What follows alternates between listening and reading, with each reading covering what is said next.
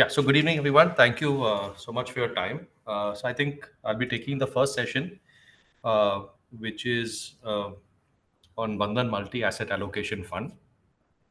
So just to give you a backdrop, this fund we launched in January of 2024.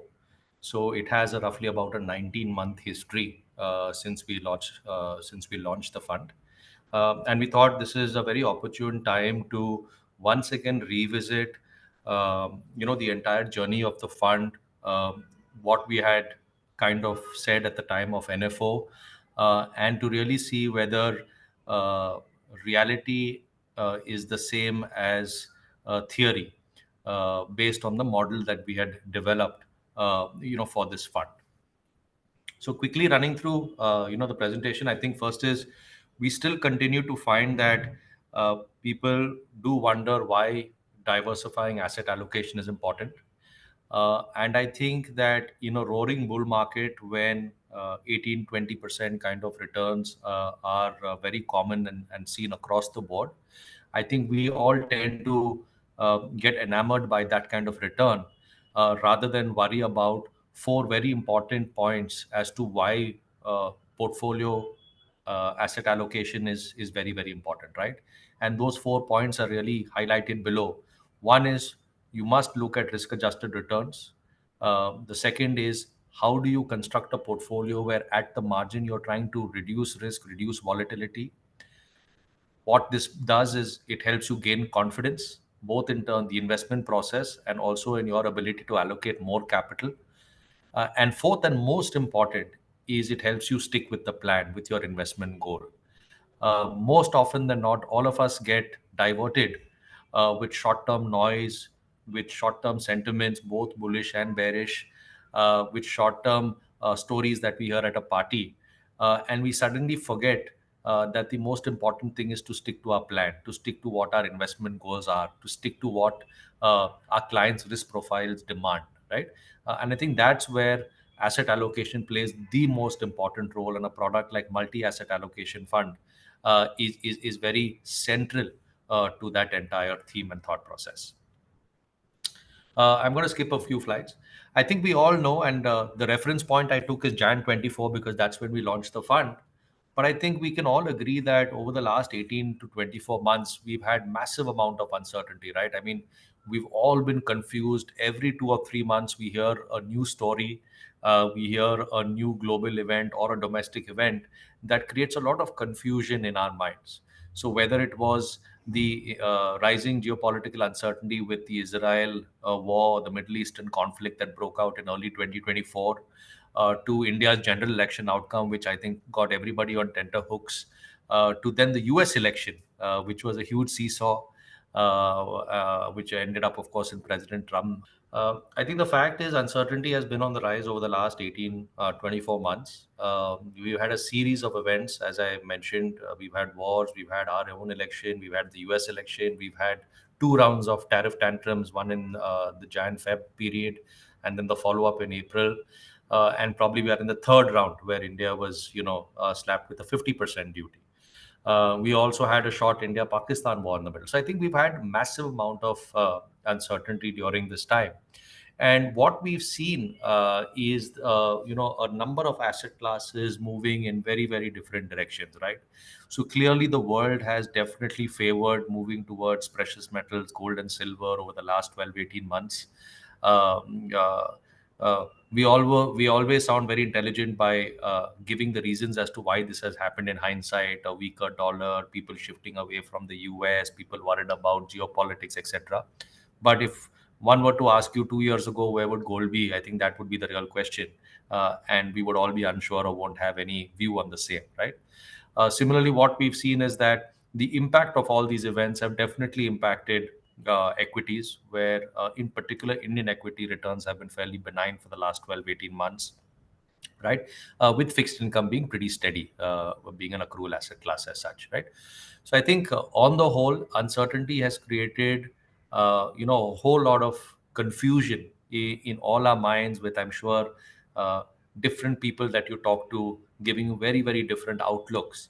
on where they see equities, or where they see gold, or where they see fixed income, or where they see large caps or small caps. And to get out of this clutter of confusion in all of our minds, a multi-asset strategy can be one such area, or one such uh, uh, uh, style that can overcome the kind of clutter that's in all our minds, right?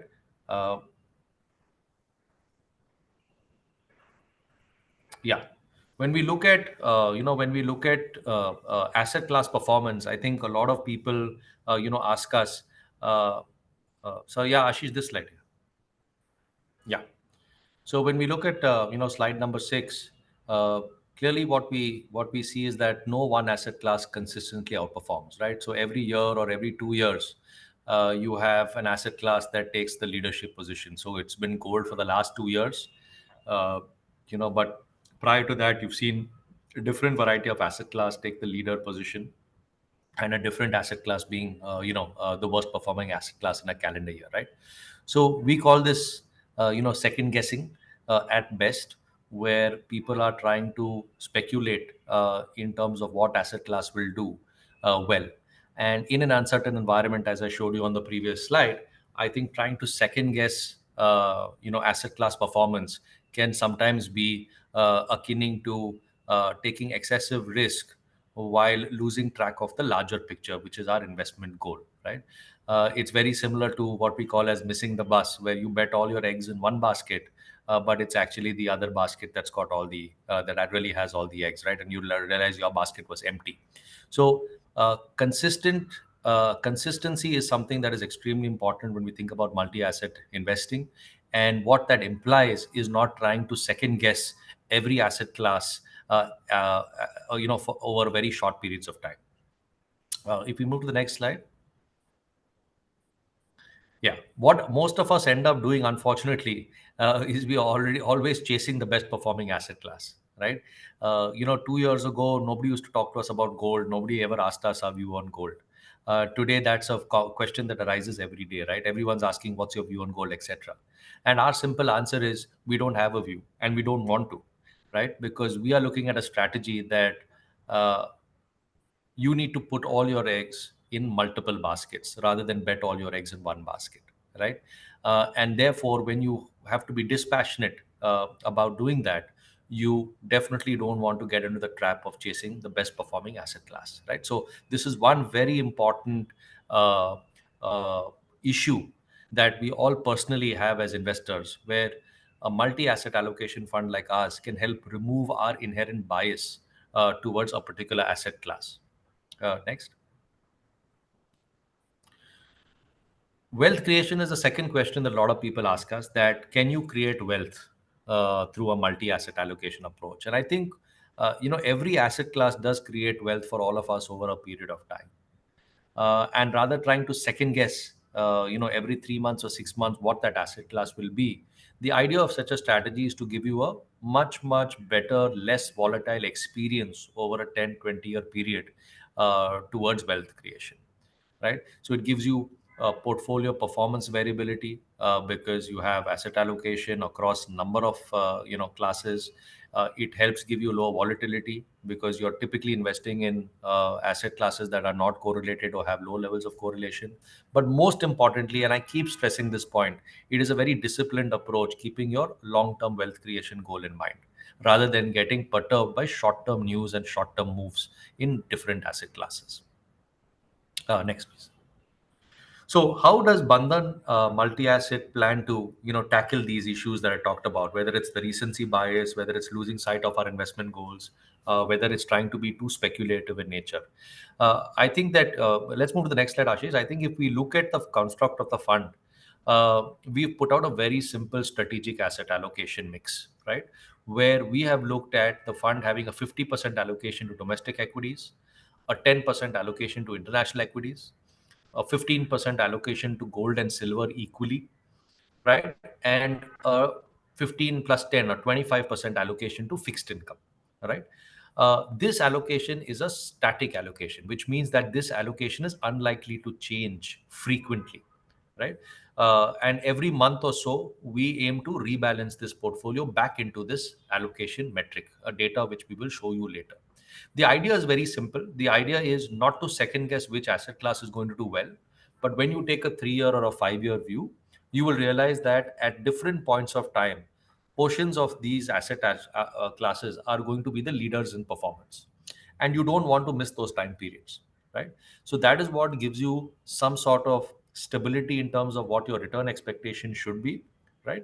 But at the same time, it also gives you comfort that you are not over leveraging your entire portfolio to a particular asset class within these five sub asset classes.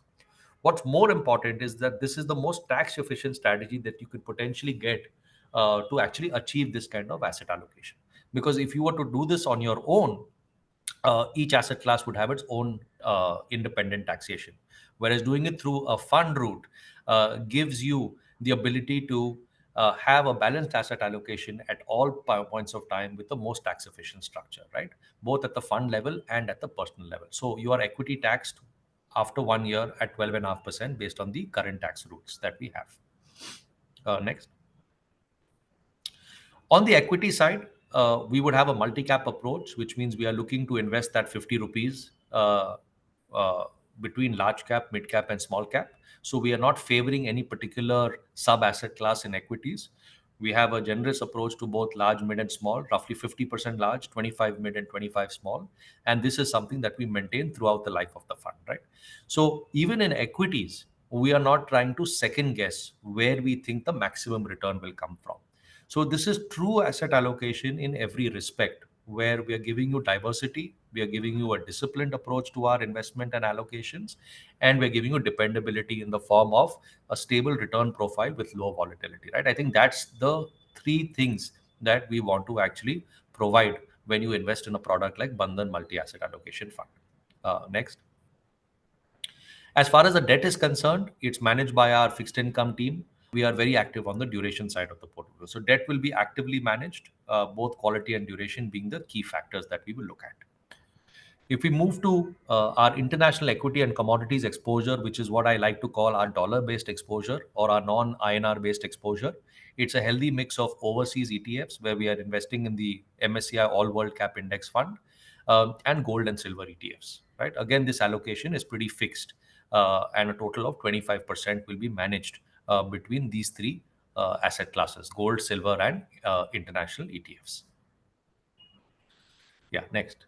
So effectively, what you get when you invest in Bandhan Multi-Asset Allocation Fund is a transparent and disciplined approach. For most of us who've been to a Japanese restaurant, it's like being in an open kitchen. You can see how the chef's preparing your meal. You know exactly what you're going to get, right? You know exactly the asset allocation you're going to get, and you kind of know, in some sense, or kind of try and predict based on past data what is the kind of return expectation you should have from a product like this, right? So it gives you full transparency, complete discipline, consistency in decision making, removing personal biases, right? And more importantly, as an investor and as an advisor, you know exactly what you're giving your client, and you know that whether 1 year down the line or 2 year down the line or 3 years down the line, you will not have any variation in the asset allocation that you had planned right at the start of the investment journey. If we move to the next slide, you get 13 sub asset classes with the best tax efficiency that's possible today. So, like I mentioned, domestic equities, large, mid, and small, international equities, commodities, gold and silver, fixed income, and arbitrage. So, it's the complete package. And you will have exposure to all these asset classes at all points of time. And we will show you some slides to reinforce that confidence. Next. Yeah. So, what can you expect from a product like this? I think this is very important and this is often misunderstood. Uh, when we backtested our model to come up with this allocation of 50% domestic equity, 10% international, gold, silver, etc., when we backtested this analysis, what we realized is that if you look at a 3 year or a 5 year rolling return basis, the return that this kind of strategy could potentially give you is a number that's very close to the Nifty. So you can see that the fund average return has been at about 11.5 to 12% over a 3 year, 5 year, and even a 1 year period. whereas the Nifty's return over the same time period has been about 13%. So roughly about 100 basis points differential between the Nifty and the multi-asset allocation strategy. But I think the more important data point is the volatility number, which is marked in green, which clearly shows you that you're almost getting a Nifty like return, despite the fact that 25% of your AUM is in fixed income, with half the volatility of the Nifty. And I think that is really the power. That is really the the uh, the whole essence of risk adjusted return that we were talking about earlier on. So I think that is something that is critical to what the multi asset strategy is talking about. Next slide. Now, a lot of you all would think that, oh, but that is a model. In reality, what has actually happened? And I think that's what we want to really show you.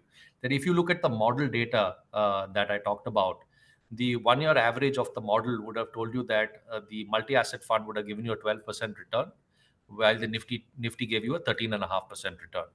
And the volatility of the fund should have been 9.8, with Nifty volatility being at 16.5. But in reality, when you look at the actual NAV of the fund over a 1 year period, you would see that the fund gave 11.6% return, whereas the Nifty gave a 6% return, and the wall of the fund was 8.6, with the wall of the Nifty being 13.7. So, the target return profile and the target wall profile pretty much matches with what has actually happened over the life of the fund, which has been about 18 months. And we thought this is a very important message that we want to send out to all you guys, because we had a lot of people who are very skeptical at the NFO time that a model typically never works in real life. So we thought, let us actually compare and see whether we are somewhere in the ballpark or not. And I think that is where the gaining confidence box of our PPT has come into play, where we are also incrementally gaining confidence that the model seems to be delivering in real life as well. If we go to the next slide, this is another excellent example of how the market has behaved. I talked about a slide earlier about the rising uncertainty in the world. And this is the life of the fund in that rising uncertainty. As I mentioned, the fund NFO was in Jan 24. The first NAV came on 31st Jan 24. So we didn't simply select the date. That happens to be the date of the first NAV. And from Jan 24 to September 24, we had the bull run, where the fund has given a 20% return, right? With the Nifty giving a 21.7% return. That's when the Nifty peaked at 26,000 plus.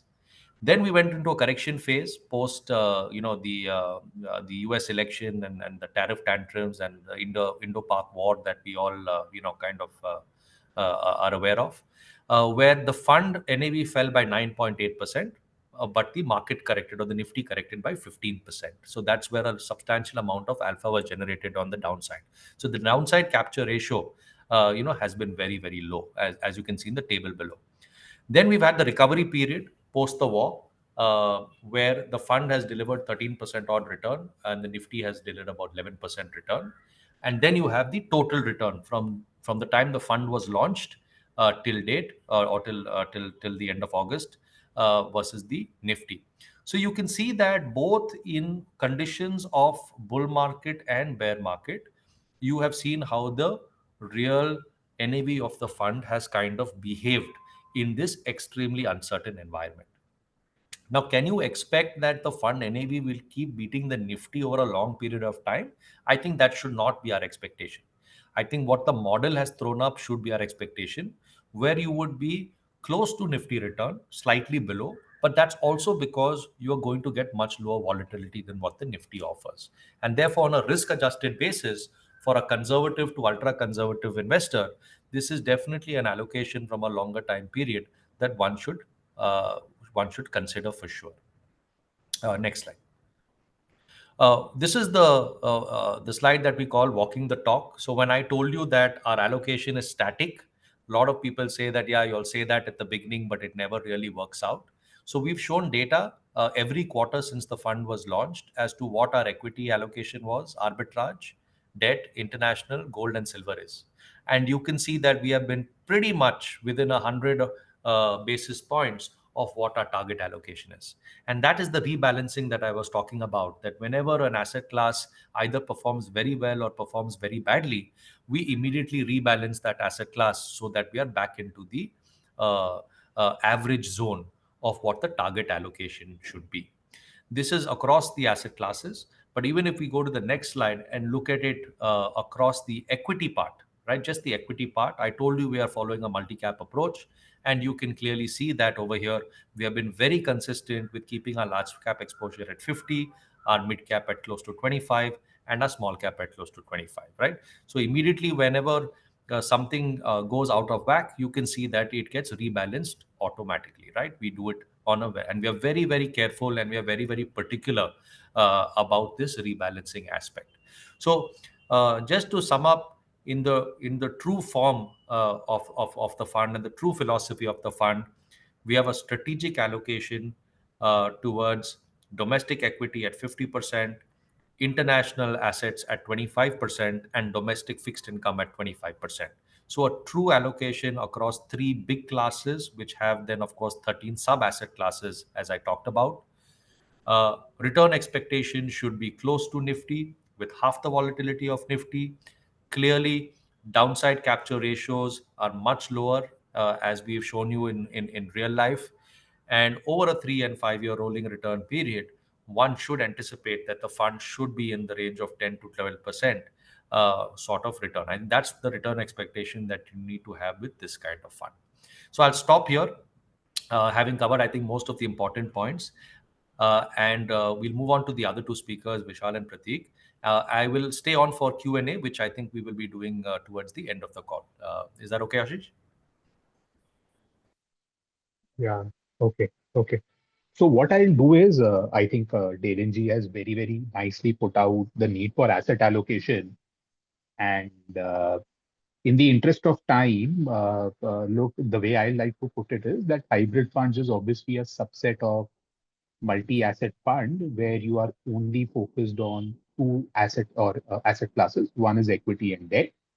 And within this, since I manage the hybrid aggressive equity fund, the mandate of this fund is to have anywhere equity levels anywhere between 65 to 80%, and the rest being debt.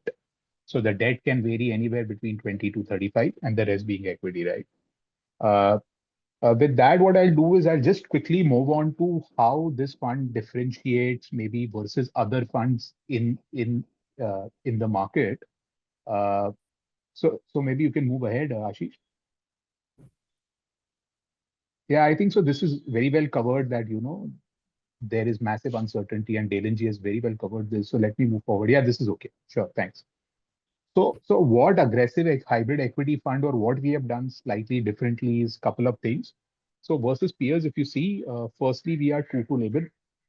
If you look at our peers, most of our peers, despite the word being aggressive, generally have equity levels anywhere between 65 to 72%.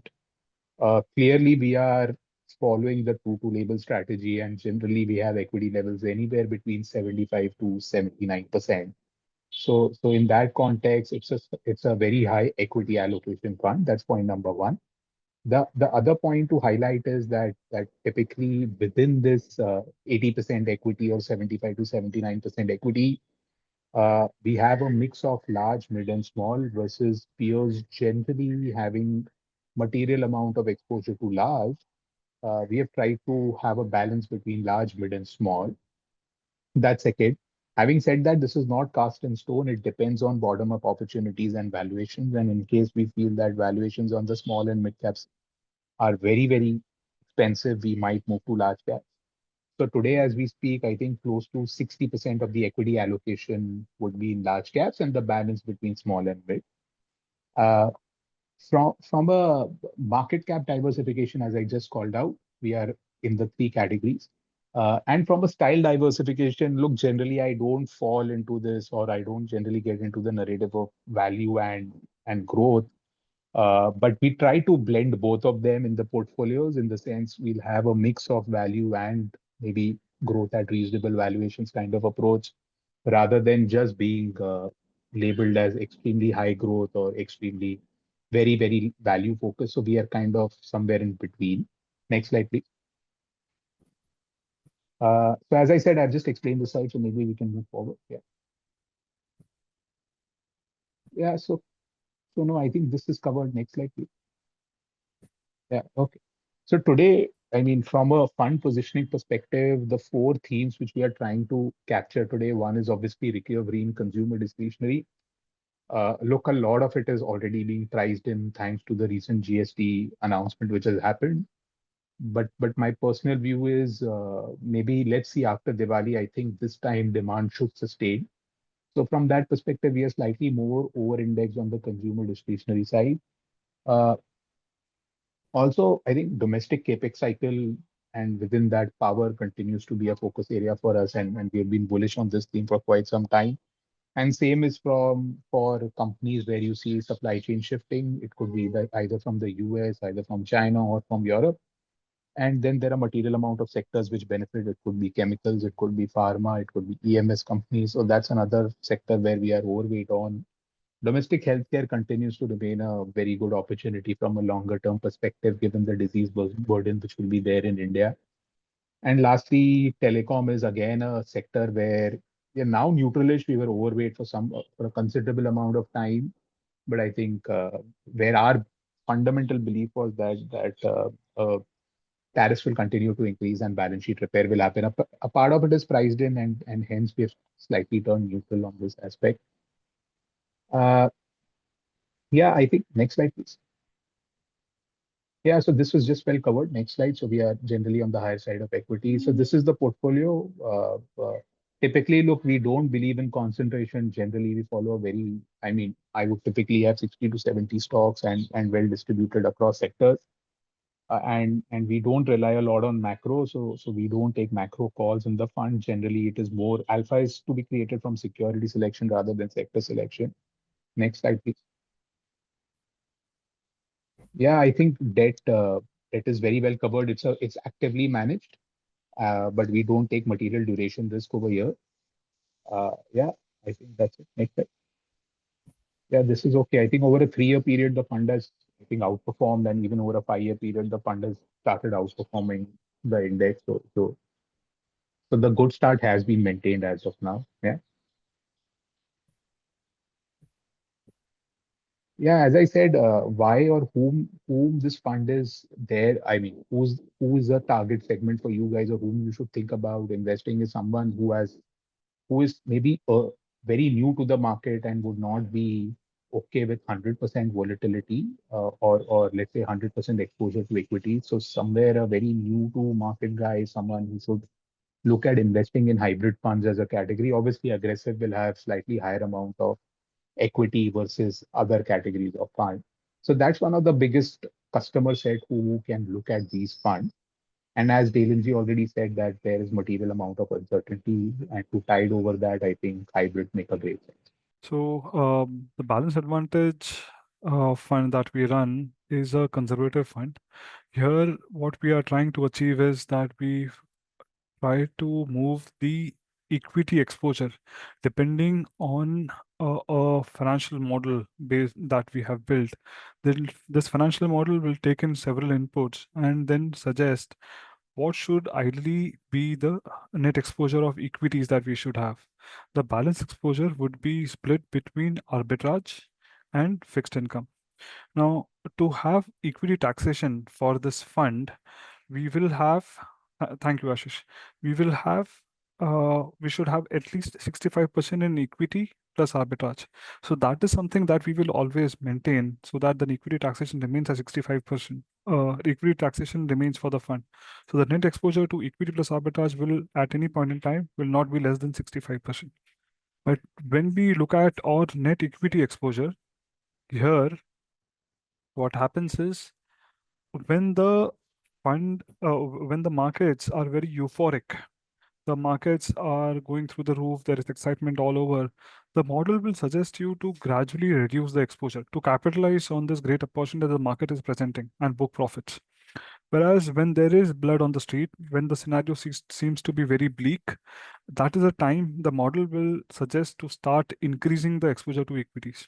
So it's a fund which is contra-cyclical, And at that point in time, that is how you will actually gain better returns uh, over the cycle for this fund with much less volatility. So, as an investor, you will participate in the upside of equities, having exposure to direct equities, and you will have the cushion from arbitrage and fixed income in the portfolio. So we try to have a conservative approach to the fund in the sense that when the markets are very euphoric, we will start trimming our exposure to equities and the other way around. So to give you certain examples, during the bottom when market during the COVID, when the market made the bottom in March of 2020, the net equity exposure that the model was throwing up to us was close to 90%. Whereas last year in September 24, when the markets were at the peak, when Nifty made a high of 26,400 in September 24, uh, the model was showing us to have net equity of close to 35%. So, and April of 25, when the markets made a bottom during the panic due to tariffs from the US, the model was again showing us a net equity of 65%.